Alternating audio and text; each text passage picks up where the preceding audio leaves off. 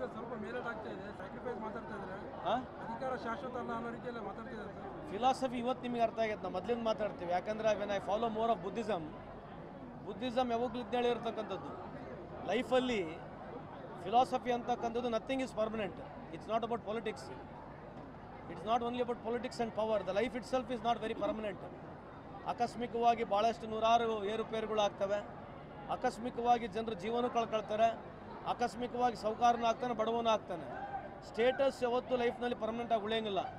So attitude, gratitude, sympathy, empathy, consent, you should feel that we are lucky.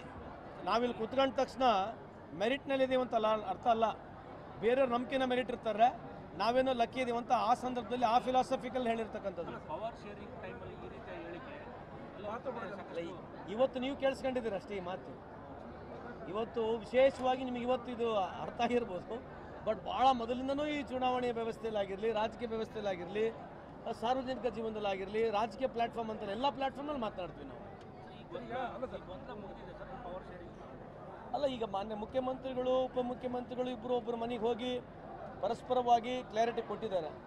ಅದಕ್ಕೆ ದಯವಾಡಿ ಇದನ್ನು ಜಾಸ್ತಿ speculation ಮಾಡಬಾರ್ದು ಅಂತ ತಮ್ಮಲ್ಲಿ ಮನವಿ ಮಾಡ್ಕೊಳ್ತೀನಿ. ಸತೀಶ್ ಜಾರಕಿಹೊಳಿ ಮಾತಾಡ್ತಾರೆ, 2.5 ವರ್ಷ ಆದರೂ 30 ತಿಂಗಳಿಗಾದರೂ ಅಧಿಕಾರ ಹಸ್ತಾಂತರ ಆಗಲೇಬೇಕು ಅಂತ ಹೇಳಿದ್ದಾರೆ. ಅದು ನನಗೆ ಗೊತ್ತಿಲ್ಲ. ಅವ್ರು ಹೇಳಿರ್ತಿದ್ರೆ ಸತೀಶ್ ಅಣ್ಣ ಅವ್ರು ಹೇಳ್ತಾರೆ, ಅವ್ರನ್ನೇ ಕೇಳಬೇಕು. ನನಗೆ ಅದ್ರ ಬಗ್ಗೆ ಮಾಹಿತಿ ಇಲ್ಲ. ಅಲ್ರಿ, ಈಗ ನೀವು ಪದೇ ಪದೇ ಇದನ್ನೇ ಕೇಳಿದ್ರೆ ಏನು ಮಾಡೋಣ ಹೇಳಿ.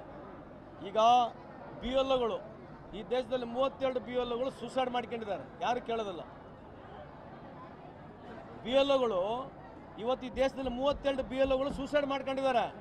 ಅದು ಪ್ರಶ್ನೆನೇ ಇಲ್ಲ. ಸ್ವಿಸ್ ಬ್ಯಾಂಕ್ನಲ್ಲಿ ಇವತ್ತು ಕೇಂದ್ರ ಸರ್ಕಾರ ಈ ದೇಶದಿಂದ ಕಪ್ಪಣ ಎಷ್ಟೋಗಿದೆ ಅಂತ ಮಾಹಿತಿ ಇಲ್ಲ ಅಂತ ಹೇಳಿ ನಾಚಿಕಿಲ್ಲಾರಂಗೆ ಈ ಸರ್ಕಾರ ಹೇಳ್ತಾ ಇದೆ.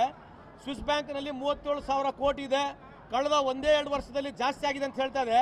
ಈ ನಾಚಿಕಿಲಿರ್ತಕ್ಕಂಥ ಸರ್ಕಾರಕ್ಕೆ ಕೇಳೋರು ಯಾರಿಲ್ವಾ?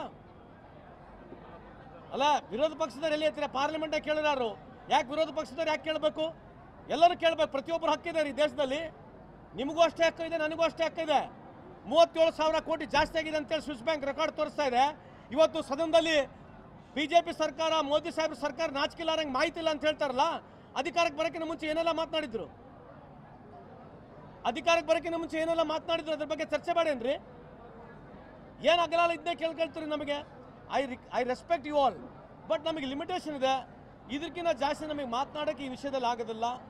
ನೀವು ಎಷ್ಟೇ ಪದೇ ಪದೇ ಈ ಪ್ರಶ್ನೆ ಕೇಳಿದ್ರೆ ನನಗೆ ಉತ್ತರವಿಲ್ಲ ಅಂತ ಹೇಳಲಿಕ್ಕೆ ಇಚ್ಛೆ ಬಯಸ್ತೀನಿ.